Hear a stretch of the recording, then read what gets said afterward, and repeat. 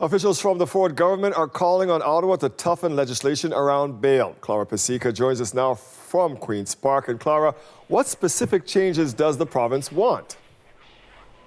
Well, Dwight, the ministers at this press conference really doubling down on their calls for a bail reform that they're making to the federal government. Now, this does come after the federal government did already announce some bail reform changes. But here's the Associate Minister of Auto Theft and Bail Reform explaining exactly what he'd like to see instead.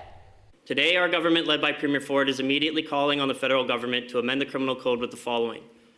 Restore mandatory minimum sentencing for serious crimes that they removed, and ensure that when criminals commit crimes, they receive appropriate penalties and justice for victims. Remove bail availability for offenders charged with murder, terrorism, human trafficking, intimate partner violence, drug trafficking, criminal possession, or use of restricted or prohibited firearms, and robbery, for example, carjackings and home invasions. We want them to mandate a 3-strike rule that requires pretrial detention for repeat offenders so they are not allowed back on the street to commit more crimes before their day in court, and bring back restrictions on who can get conditional sentences for serious crimes so dangerous criminals receive sentences that match their actions.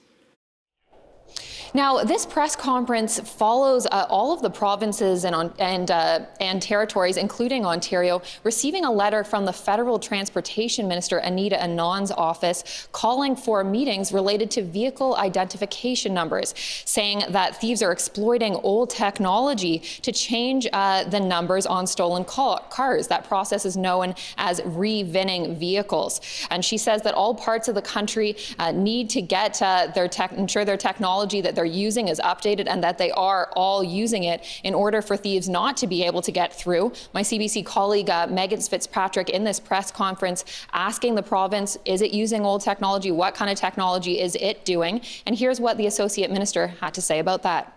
Let's be clear, VIN fraud changes don't stop a family from getting carjacked. If you've got a violent repeat offender sticking a gun in somebody's face to steal their car, VIN fraud and cracking down on VIN fraud doesn't curb that offense. What does curb that offense is finding the scumbag that does that and locking them up and keeping them in prison.